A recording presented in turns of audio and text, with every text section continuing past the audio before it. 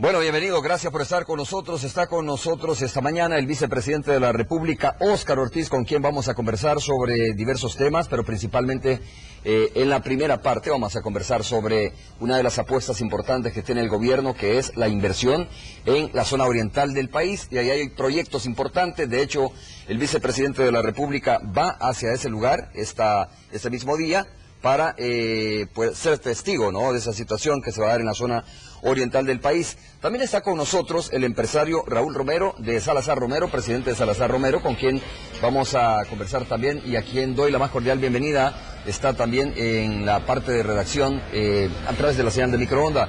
Don Raúl, muchas gracias, bienvenido. Muchas gracias, Romeo. Es un gusto estar acá compartiendo con ustedes. Un saludo muy especial al pueblo salvadoreño que están sintonizando Canal 12. Muchas gracias, vicepresidente, también bienvenido, gracias por acompañarnos. Muy buenos días, Romeo, un saludo al empresario Salazar Romero y por supuesto un fuerte abrazo al pueblo salvadoreño. Bueno, Raúl, le vamos a dar la palabra a usted para comenzar esta parte, esta media hora del programa donde va a estar usted acompañándonos, para que nos hable un poco sobre cuál es el proyecto, la inversión que están acompañando ustedes en la zona oriental del país, en qué consiste, qué impacto va a tener en la zona oriental del país.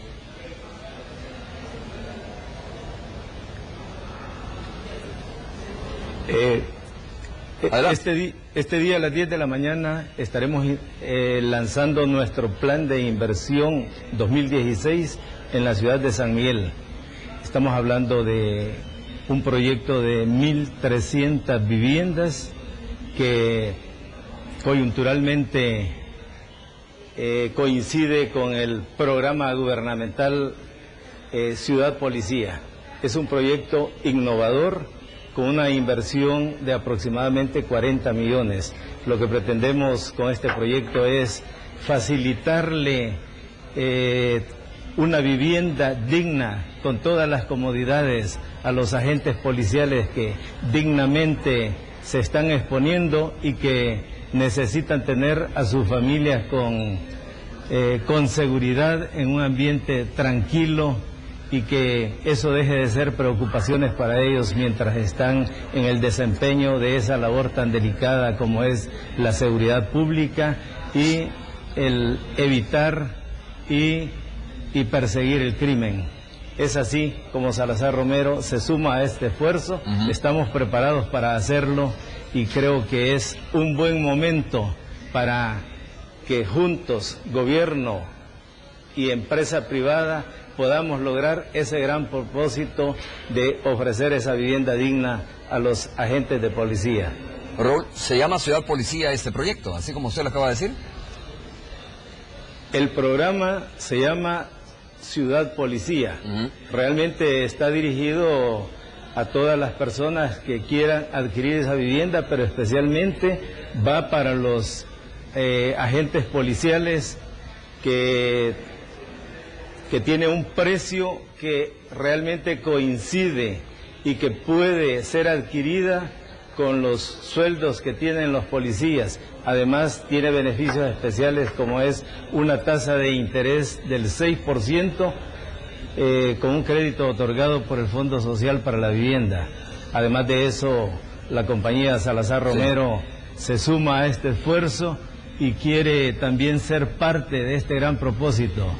Y es así como les ofrecemos un bono de $1.200 para aquel oficial de policía que quiera adquirir esa vivienda en Metrópolis San Miguel, que es una gran oferta urbanística para la zona oriental de nuestro país. ¿Y cuál será el costo de estas viviendas, don Raúl? Si me repite, por favor. ¿Cuál será el costo de estas viviendas, le digo? El costo de estas viviendas anda por los $32.900. Con el bono que la compañía Salazar Romero ofrece a los agentes policiales, les queda una cuota de $207. Es completamente accesible y lo pueden también adquirir como grupo familiar.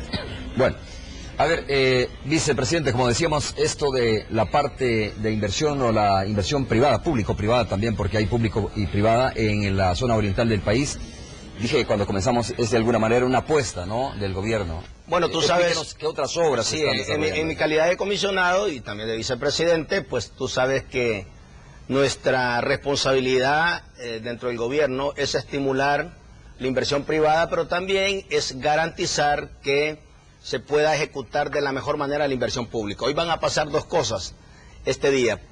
Lo primero, que es un compromiso que tuvimos con el pueblo salvadoreño, que era entregar el redondel Naciones Unidas.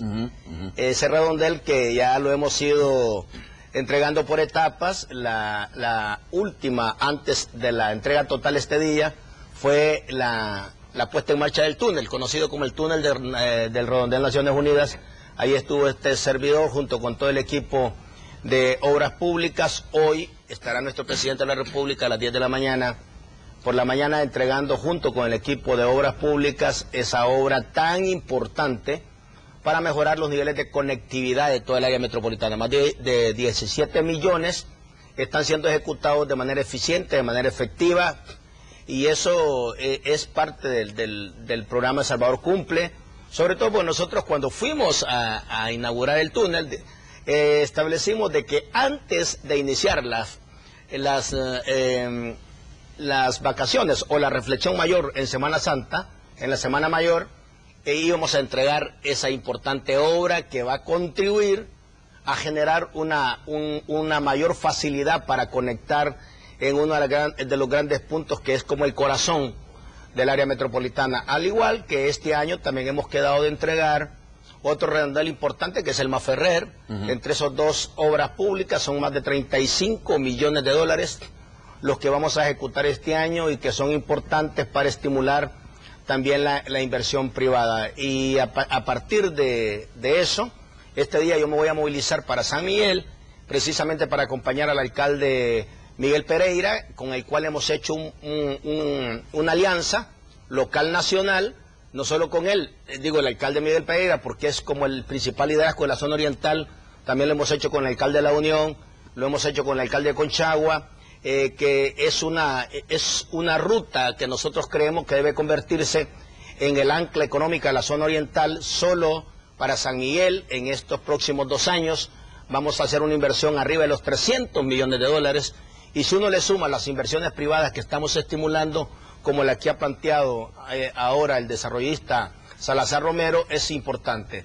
El compromiso con la zona oriental fue llevar la mayor inversión privada y ejecutar la mayor inversión pública. En este caso, por ejemplo, en San Miguel se va a iniciar este año la construcción del hospital de especialidades que va a tener un monto arriba de 70 millones de dólares y que va a comenzar a ejecutarse este año. Va a ser uno de los hospitales más modernos de todo el país, va a contar con las mejores tecnologías. Estamos por cerrar las operaciones de construcción del Hospital de La Unión, que es una obra importantísima que estamos desarrollando y que esperamos antes de que cierre el tercer trimestre de este año estar inaugurando el Hospital de La Unión, que va a ser un punto en la historia de ese departamento que casi nunca se le invertía como se le está invirtiendo ahora, que es parte de la zona oriental, y va a tener un fuerte impacto en los servicios de salud de toda esa población.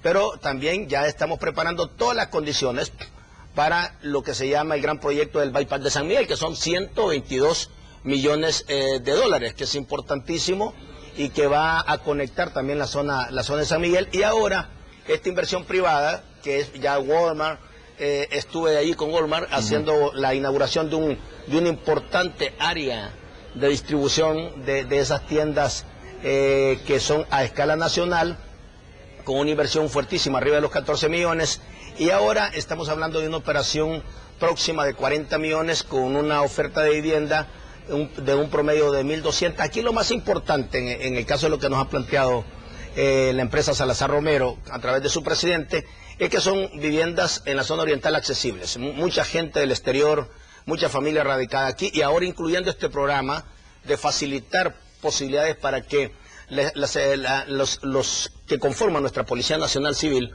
puedan tener acceso a ese tipo de viviendas. Con el mismo concepto se generó la inauguración allá en Ciudad Real, en Santana, que es otro proyecto similar, donde el precio de la vivienda es cada vez más accesible a salarios que generalmente dentro de estas estructuras son promedios y que permite que una gente no puede pagar más de $250 en el esquema familiar para poder dar una mensualidad de una vivienda. En este caso es un proyecto importante. Vamos a estar con el alcalde Pereira y su equipo, junto con el sector privado, en este caso con Salazar Romero, viendo toda la proyección de la inversión, que va a ser en una de las zonas importantes de la parte sur de la ciudad de San Miguel. Esto va a generar una enorme cantidad de empleos, esto va a generar una actividad económica importante y esto es parte de toda la línea que tenemos de reactivar el sector construcción. El sector construcción va a ser uno de los más dinámicos en los próximos 3 años. De hecho, ya tenemos proyectos importantísimos a nivel público y privado en marcha. Solo, por ejemplo, en los alrededores del redondel Naciones Unidas, que se va a inaugurar ahora mismo, hay ya en ejecución de manera privada más de 110 millones en proyectos. Por ejemplo, toda la reactivación de las cascadas, ahí va a estar el Hotel Hyatt. El hotel, claro. Solo ahí son más de 65 millones. Por ejemplo, el nuevo hotel que se está construyendo en la Gran Vía, que el Fairfield, que prácticamente es una operación arriba de 14 millones de manera directa, que es por otro grupo de desarrollistas, que son de los grupos dueñas, y también todo lo que estamos viendo de las construcciones de vivienda frente a Multiplaza. Solo ahí, ahora mismo, se están ejecutando proyectos privados en materia de construcción por más de 110 millones de dólares. Y otros grandes proyectos que tenemos en marcha en el transcurso de este año. La construcción se convierte como uno de los factores más dinámicos para contribuir este año y el próximo al crecimiento económico y sobre todo al tema del empleo y estimular otros sectores de la economía. Por eso nos parece muy bien y oportuno el proyecto que ahora vamos a ir a revisar y toda la proyección que tiene la empresa Salazar Romero en esa importante inversión en la ciudad de San Miguel. Presidente de Salazar Romero, don Raúl, cuéntame un poco cómo está la etapa esta, ¿no? ¿En cuánto tiempo estaría listo este complejo habitacional? Pero sobre todo preguntarle también, usted como empresario en ese país de muy fuerte inversión, ¿cómo ve realmente el clima? Porque escuchamos distintas opiniones y sobre todo de algunos sectores empresariales decir que es un país donde no se puede invertir y donde es demasiado riesgoso invertir. Muy interesante. Realmente el grupo Salazar Romero cree en El Salvador, invierte en El Salvador y continuamos trabajando en el desarrollo de proyectos habitacionales cada vez con mayor innovación. Nuestra característica ha sido construir ciudades planificadas. Ahora a esas ciudades planificadas ya les llamamos ciudades inteligentes. Hemos incorporado tecnologías de información y comunicación que hacen cada vez más fácil la vida de los residentes. Nos interesa mucho cuidar de un concepto y es privacidad, seguridad y recreación. Tenemos un moderno sistema de seguridad en donde tenemos cámaras 360 grados, cerca perimetral con sensores, centro de monitoreo que nos está monitoreando lo que sucede en los diferentes lugares o en las diferentes áreas públicas de la residencial. Es así como nuestros residentes pueden sentirse seguros, tranquilos y en un ambiente de sano esparcimiento. Sus hijos pueden disfrutar de esas áreas verdes. Esas áreas verdes constan de piscinas semitechadas y al aire libre, muchas áreas ecológicas, muchas zonas de caminamientos, parques, canchas de fútbol. Don Raúl, quiero insistir sobre este tema, ¿no? Porque es importante el tema del clima de inversión que percibe usted como empresario en este país. Realmente se puede invertir, nos sentimos a gustos. Quiero aprovechar la oportunidad para felicitar al comisionado para la inversión pública y privada, ya que está promoviendo la inversión, y desde hace más de un año hemos estado planificando la inversión en proyectos de vivienda acá en el país. Hemos sido invitados varios grupos y se nos ha tomado en cuenta para ser escuchados en cuanto a nuestros planes de inversión, y en realidad creemos que invertir en El Salvador se puede. Lo único que hace falta es realmente creer, y lo estamos haciendo. ¿El sector inversión tiene ese clima que necesita para continuar en esta línea?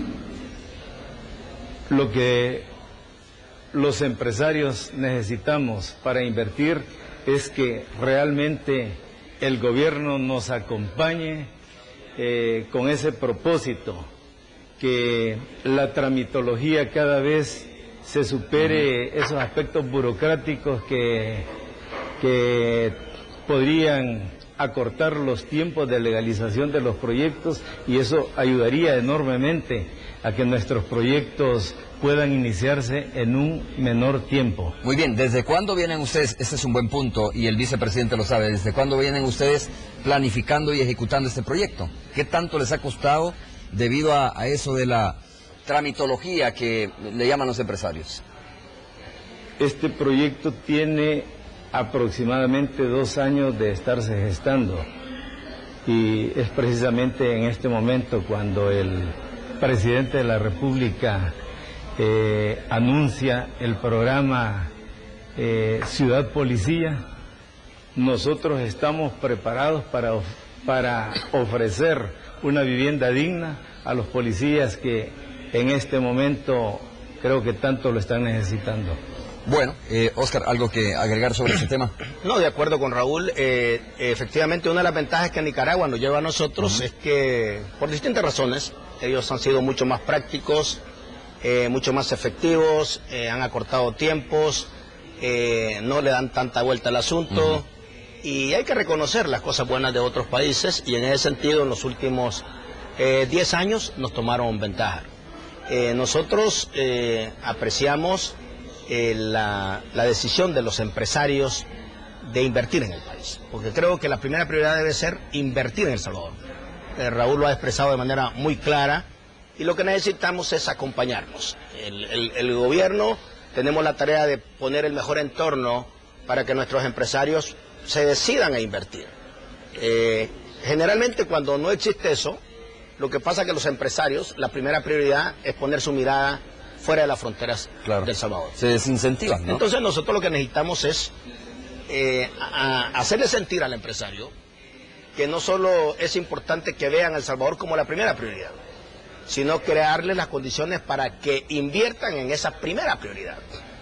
Y en ese sentido hemos estado trabajando intensamente con el sector construcción, con Casalco y con otros actores de la construcción, para tratar de volver a levantar este sector y ponerlo en positivo en términos del desempeño dentro de nuestra economía nacional, y sobre todo por la enorme cantidad de empleos que se generan. Por ejemplo, hoy que estuve con esta iniciativa de Salazar Romero allá en Ciudad Real, en Santana, hace un poco más de 15 días, fuimos a darle vía libre al proyecto que ya está en construcción, que son un promedio de 1.200 viviendas. Estaban ahí prácticamente elaborando 800 trabajadores y trabajadoras, y la mayor cantidad de ellos eran de la zona del perímetro de Salitrillo, de Santana, de Aguachapán, de los contornos de la construcción. Hay mucho técnico, hay mucha ingeniero, arquitecto, arquitecta, y todos estos proyectos que he podido comprobar en este último año, se ve como el impacto de la construcción se dinamiza rápidamente el empleo directo y el empleo indirecto. Entonces, estos proyectos que tenemos para este año, no tengo ninguna duda que además de ser una importante oferta, que es la vivienda, que es un tema clave, deficitario en nuestro país, se convierte en una oportunidad para seguir ofertando empleo, porque aquí el tema es el empleo digno. Aquí el tema en el país es cómo generamos más y mejores oportunidades, y nuestra tarea es seguir haciendo que las cosas sucedan. Es decir, simplificación de trámites, simplificar la tramitología, acortar la burocracia, es uno de los temas que estamos trabajando junto con el sector privado y que ahora también, hay que decirlo, hemos avanzado, pero todavía nos falta. Tenemos que seguir construyendo condiciones para que la inversión se pueda movilizar mucho más rápido. Primero la inversión nacional y luego que la inversión extranjera también encuentre en El Salvador un punto adecuado para atreverse a invertir y sobre todo en este enfoque de la política de transformación productiva que tenemos. Bueno, vamos a hacer la pausa. Don Raúl, solo para terminar su intervención y agradecerle desde ya su participación, preguntarle cuántos empleos se van a generar también en la zona, a propósito de lo que dice el vicepresidente, ¿no? De la cantidad de empleos que se van a generar en la zona oriental, producto de esta ciudad que se va a construir en ese lugar. Muy interesante. La industria de la construcción y especialmente la vivienda es generadora de mucho empleo directo y una gran cantidad de empleo indirecto. Realmente es dinamizadora de la economía, dinamiza otros sectores como el sector industria, comercio, transporte, servicios. Es interesante realmente cómo esos motores económicos se dinamizan. Estaríamos hablando de 3.000 empleos directos y 6.000 empleos indirectos. Así de que creo que llevamos mucho desarrollo a la zona oriental del país. De acuerdo, Raúl, muchas gracias por habernos acompañado. Gracias. Gracias, Romeo, un gusto. Buenos días para usted. Nosotros hacemos una pausa. Vicepresidente de la República. Sí, gracias. Hacemos una pausa. Cuando regresemos hablamos con el vicepresidente de la República. Otros temas, ¿no? Que no tienen que ver con la construcción, pero que tienen que ver con ese clima que necesita el país para generar ese tipo de inversiones público-privadas, como dice el vicepresidente. Volvemos.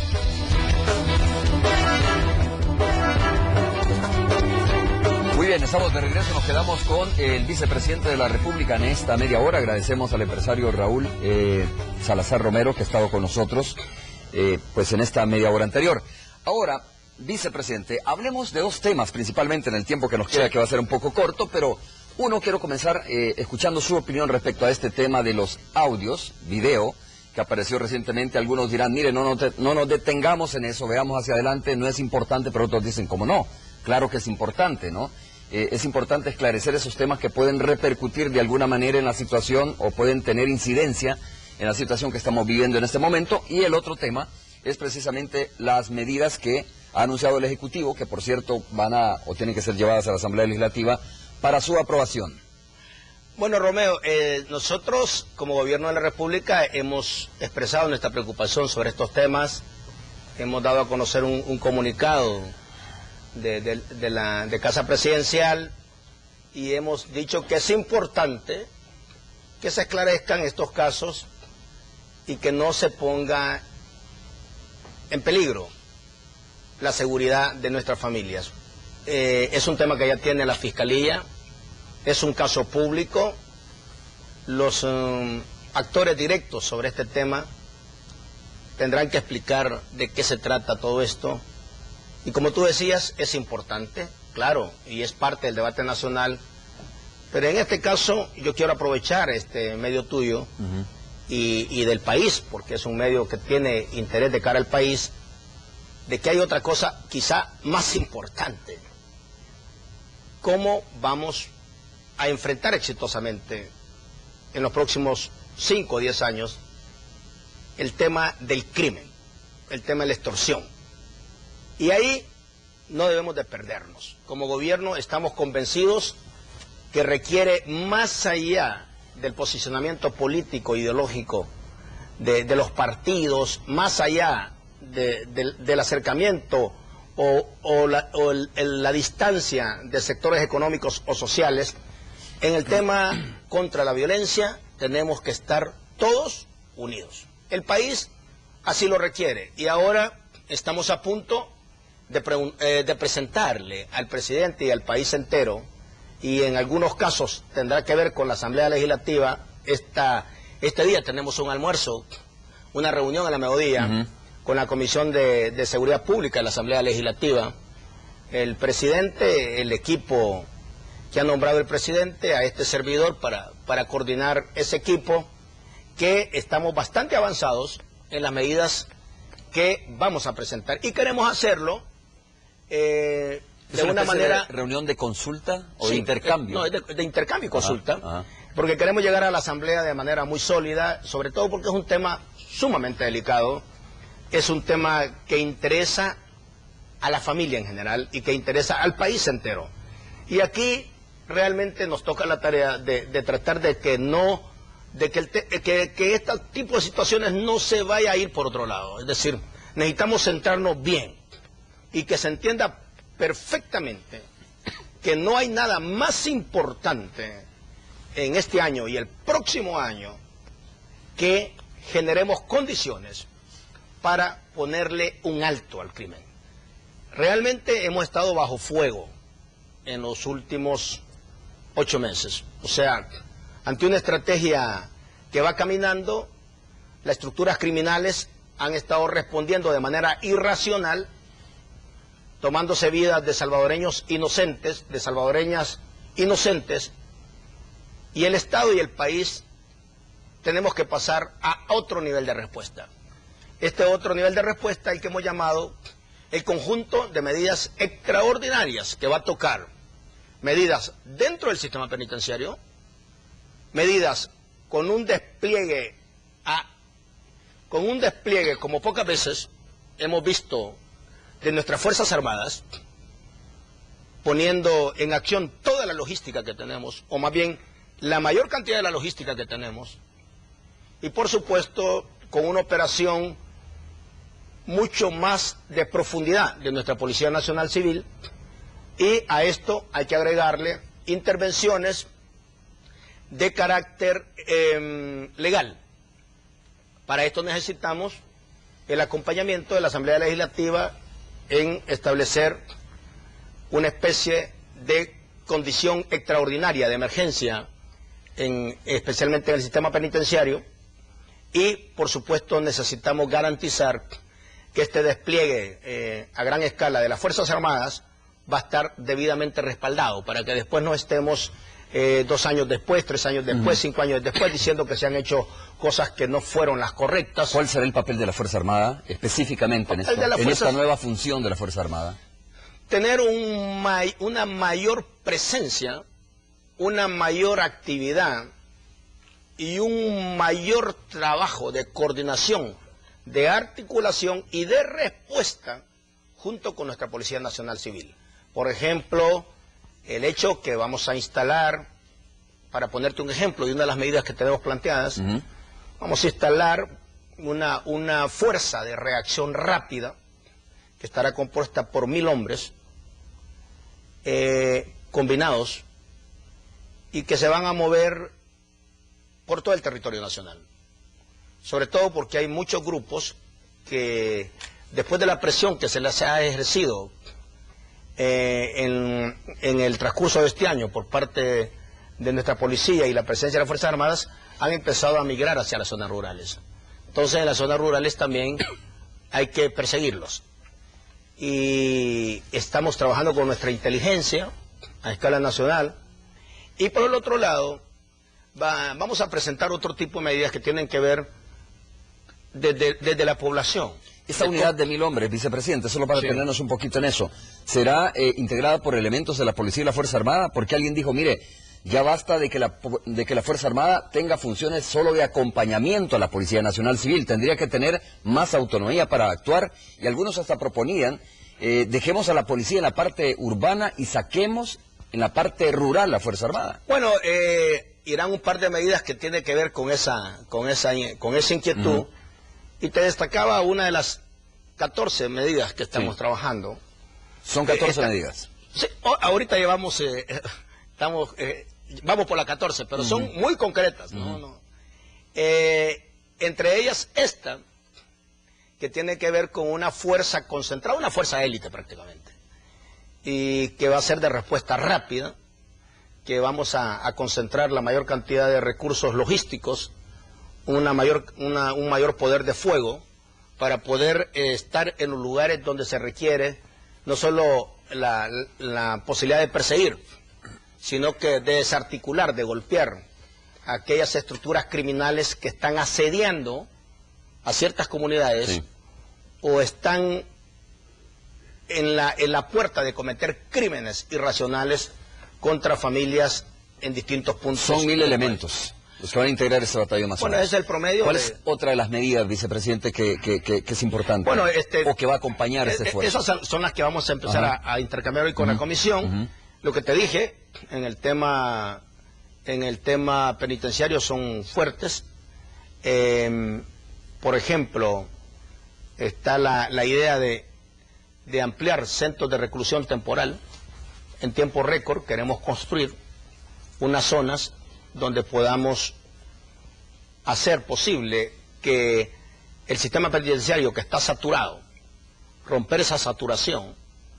Ayer la Asamblea empezó a dar un paso importante, que es parte de las medidas que estamos construyendo, como es el caso de aprobar el decreto que permite que todos aquellos privados de libertad que están con enfermedades terminales y los que ya están arriba de los 60 años, puedas empezar a evacuarlos del sistema.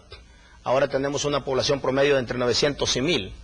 Pero luego también tenemos que ver la otra medida, que es aquellos que están en fase de confianza o semi-libertad, que no representa ya un peligro evidente para nuestra sociedad. Prácticamente pueden salir también del sistema. Con ellos estamos planteando que estas personas que están en semi-libertad o fase de confianza pasen a hacer trabajo público. Pasen con el programa Yo Cambio, porque vamos a multiplicar ese programa. ¿Y de qué cantidad estamos hablando, más o menos? También ahí estamos hablando de otros, en el corto plazo, de otras 1000 personas. O sea que estás hablando que solo ahí tendríamos unos 2000, más la capacidad en los centros de reclusión temporal, porque tenemos un problema que está planteado ahora, que hay entre 4000 y 5000 reos en transición, que están en las distintas bartolinas de la Policía Nacional Civil a lo largo y ancho del país. Es una cosa que no podemos seguirla de esa manera, porque las bartolinas están a la par de los puestos de los policías. Ahí estamos distrayendo una gran cantidad de policías que podrían andar en tareas operacionales, cuidando esas bartolinas. Hay filas todos los días, llevando desayuno, almuerzo, cena, etcétera. Entonces queremos romper con ese sistema y hacer uso de los centros temporales de detención con mejores condiciones, con mayor control. Y eso permite también liberar una buena cantidad de policías que tenemos distraídos en ese tipo de actividad administrativa. Entonces, las medidas extraordinarias en su conjunto nos van a permitir tener una mayor capacidad de respuesta, una mayor actividad, una mayor capacidad para perseguir a grupos que están impactando negativamente en ciertas comunidades, pero también nos van a permitir esta meta importantísima, que es controlar, incluyendo el cortar señales de todo el sistema penitenciario. A ver, vicepresidente, ya vamos a hablar del sistema penitenciario y también que tiene que ver con el tema de las comunicaciones, ¿no? Pero, a ver, a mí me parece bien este batallón, si quiere llamarle, ¿no? De 1000 hombres que se va a desplazar rápidamente, pero hay un clamor de la gente y es la recuperación territorial. Este es un batallón que se va a movilizar de un lugar a otro dependiendo de la necesidad. No, esta es una... Pero ¿alguna medida va en la línea esa de recuperar el territorio y de quedarse ahí, de tomar control de los territorios? Claro, tú sabes que tenemos, activos, son 25.000 policías, pero son 21.000 que están en tareas operacionales. De estos, vamos a ver, tenemos ahora la posibilidad de poner al menos 12.000 miembros del ejército promedio, complementando toda esa tarea de presencia territorial de la policía. Y tú tienes razón, en las propuestas estamos trabajando de cómo utilizar de mejor manera esta fuerza, que se van a convertir en un promedio casi de 34.000 hombres y mujeres, en la dirección de controlar mejor el territorio. Pero ellos no lo van a hacer solos. Hay una iniciativa que en su momento te la voy a plantear, que posiblemente genere un gran debate, pero el país necesita eso. Necesitamos contener también los factores de violencia a partir de ejercer un mejor control desde la comunidad, un mejor control desde el municipio. Y esto solo se hace activando a ciudadanos y ciudadanas que puedan contribuir con esa tarea. ¿Cómo se llamaría esa figura? Eso todavía te lo dejo porque si no me la voy a tener que explicar ahorita. ¿Sí? quizás lo importante no sea el nombre, Sí. sino la idea es cómo va a ser ese ejercicio, Bueno, ¿no? Cómo va a ser ese mecanismo. Tú sabes que en realidad no basta solo con la policía, De acuerdo. no basta solo con la Hay que Fuerza organizar Armada. a la sociedad Hay que civil en organizar ese a la comunidad y hay que organizarla. Vamos a empezar por aquellos lugares donde no tenemos todavía lucha por el territorio. ¿Esa es parte de las propuestas, Sí. vicepresidente? Eso va a ser una- Organizar a la sociedad civil. Sí. ¿Cuál será la función de la sociedad civil en eso? Va una función en varias direcciones. Hay que darle competencia. Aquí vamos a necesitar también de la Asamblea Legislativa, porque a esas instancias hay que activarlas legalmente. ¿Competencias de vigilancia? Sí, ¿De competencia. actuar? ¿En qué sentido? De actuar en términos no solo de garantizar un mecanismo de información. Mira lo que planteaba el presidente de la constructora Salazar Romero, cuando tú vas a, por ejemplo, las ciudades inteligentes. Hoy hay muchas colonias que el precio se determina en gran medida por la capacidad que tienen de controlar. Si tú vas, por ejemplo, a Santa Tecla, tú vas a Condado Santa Rosa, a muchas colonias, hoy en Santa Tecla, en San Salvador, una de las ventajas que tienen es que cuando tú entras hay un determinado control, cuando tú sales hay un determinado control, hay unas reglas, incluso cuando hay algún incidente rápidamente se tiene claro a través de las cámaras qué es lo que pasó, quién motivó el incidente, cuál es el problema que se ha generado de seguridad en ese perímetro de la colonia, y eso es lo que hace que efectivamente el panorama sea. Y entonces cuando llega una instancia como la policía, como la instancia correspondiente por la ley, rápidamente ya tienes la información, no tienes que darle tanta vuelta. Vicepresidente, ¿son comités de vigilancia los que se van a organizar? en la Más o sociedad menos, civil? así estamos. ¿Sí? Sí, o sea, no me quiero comprometer con el nombre, pero lo que sí De es acuerdo, cierto. digo, estoy utilizando una figura Sí, para no, tratar lo de que sí es entenderlo, cierto ¿no? que necesitamos que la gente darle competencias a instancias que quieren cooperar. ¿Qué que tipo de quieren competencia, por ejemplo? No, la competencia de garantizar control del territorio, control de la comunidad, de estar en íntima relación con nuestra Policía Nacional Civil, de estar en íntima colaboración con nuestros miembros de las Fuerzas Armadas y de estar en íntima coordinación con los liderazgos de los municipios. Ahora, no depender de eso, porque queremos que sea una cosa totalmente apolítica. Algo que nos dé la posibilidad de sostener territorio, de ganar territorio, de liberar territorio, porque también detrás de esto viene otra gran estrategia que es el programa de oportunidades. El programa de oportunidades, la Asamblea Legislativa está trabajando un plan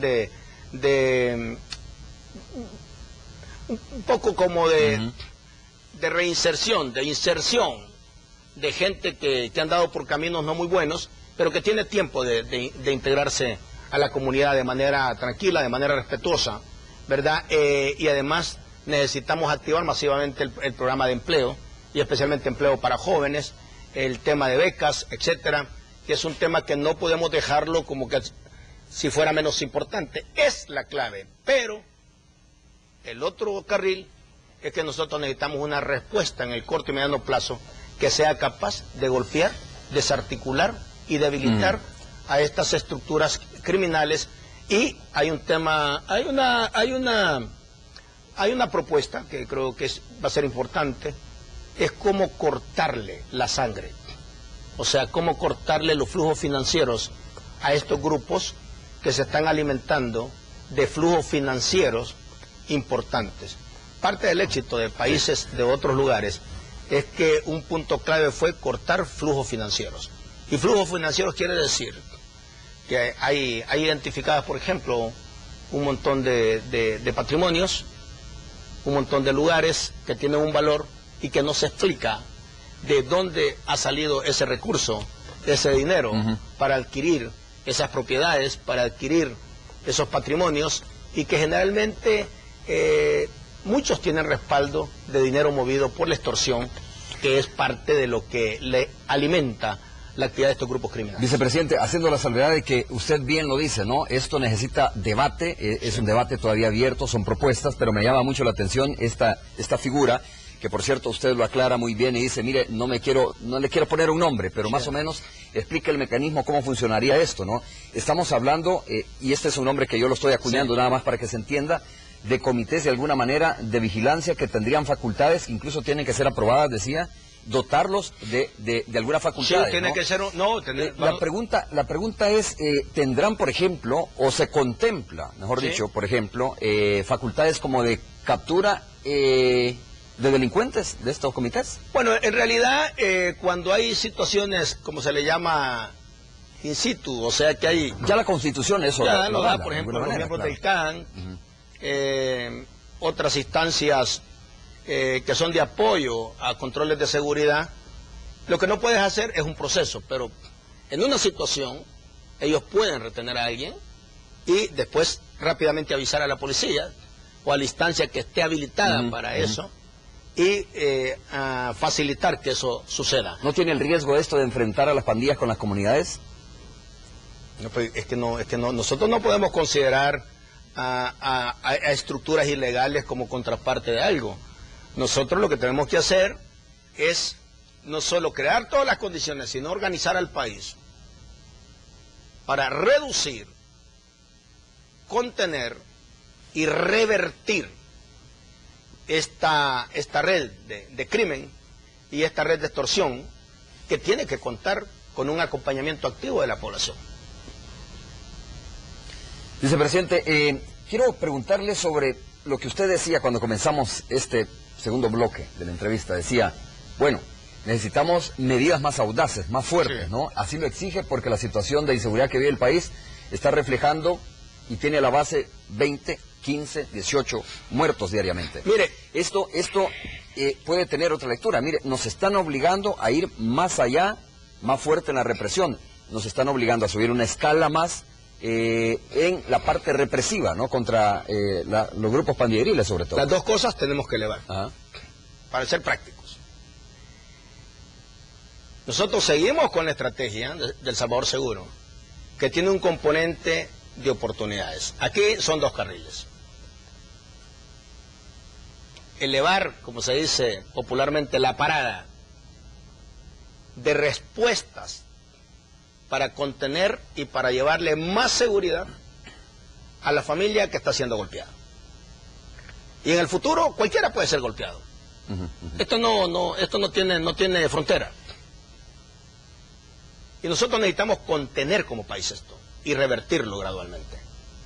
Y para eso hay que actuar con mayor fuerza. Esta es una guerra más frontal. Bueno, sí.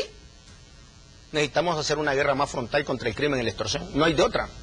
Y necesitamos hacerlo bien, dentro de la ley. Pero la ley tiene que habilitar condiciones que se pueda hacer bien.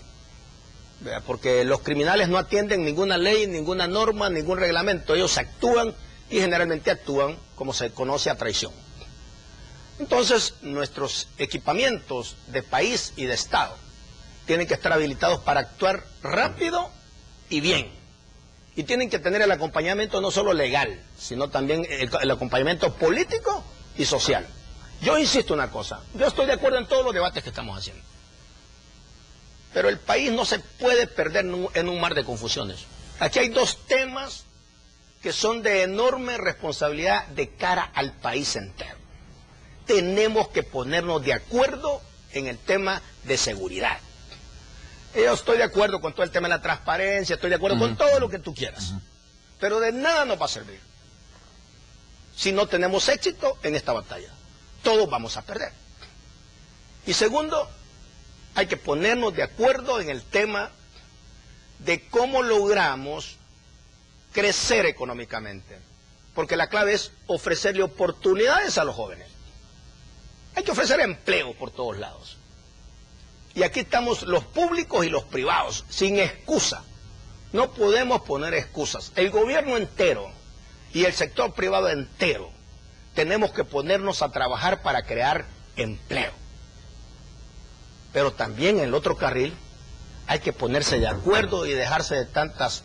No voy a utilizar una palabra que también es popular, pero hay que ponerse de acuerdo, ser práctico, porque este tema está golpeando al empresario, al microempresario, al comerciante, está golpeando a la familia, no nos permite que nuestra familia de Estados Unidos, Canadá, venga con mayor tranquilidad, nos está evitando que pueda haber mayor inversión extranjera. Entonces, ha llegado el momento de dejarnos de cosas triviales y concentrarnos en esto. Hay otras cosas que son importantes, pero la democracia en sí misma, una democracia que no sea efectiva, y una democracia que no responda a la demanda del día a día de los ciudadanos, también deja de tener sentido.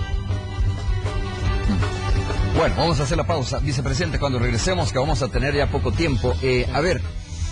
Es increíble, ya está pasando. Pensando ya en los analistas, ¿no? Dirán, bueno, exactamente eso es lo que algunos querrán, ¿no? Que el país entre en una mayor escalada, porque respondiendo, digamos, al clamor de la población, creo que tiene mucha lógica lo que está diciendo usted. Es decir, vamos frontal contra la delincuencia, contra el crimen organizado, pero principalmente contra los grupos pandilleriles, que son los que generan más zozobra en las colonias, los barrios, etcétera, ¿no?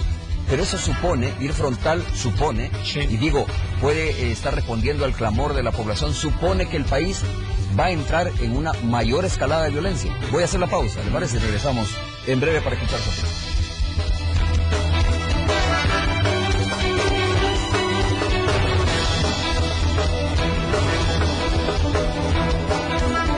Gracias. Bueno, dejamos planteada la pregunta, vicepresidente, para cerrar el programa de esta mañana. Mira, la escalada irracional de violencia la hemos venido teniendo crecientemente en los últimos 12 años, de manera más estructurada, uno ve los datos. Pero creo que como país cometimos un error, creo yo, que hay que tomarlo. Como país no me quiero referir a ninguna fuerza y ni a ningún periodo específico. No se tuvo una estrategia integral, correcta, efectiva, para contener y revertir esto en un momento en que se pudo hacerlo de manera más fácil y más efectiva. Hoy estamos ante un fenómeno que tenemos que enfrentar con fuerza, con determinación, pero unidos. De otra manera va a ser muy difícil. Y este es un interés superior, que va por arriba de cualquier interés particular o sectorial. Uh-huh. Y la pregunta que tú me haces, sí, de seguro que vamos a tener posiblemente 6 meses, 1 año, muy difícil, muy crítico en términos, si queremos verlo como que de repente se va a tener la impresión como que hay mayor nivel de confrontación. Uh-huh. Pero es que en este momento no nos queda otra cosa que efectivamente confrontar al crimen y confrontar a fondo la extorsión. Si tenemos éxito, el país en un par de años va a tener posibilidades de más éxitos en los distintos campos, en el campo económico, claro, del empleo, de la inversión, de la cultura, del deporte. Si no tenemos éxito, cada vez esas oportunidades se nos van a ir reduciendo.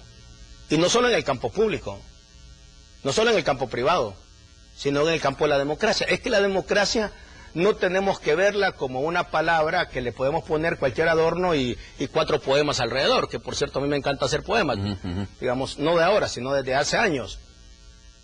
La democracia tiene que constatarse permanentemente con la realidad.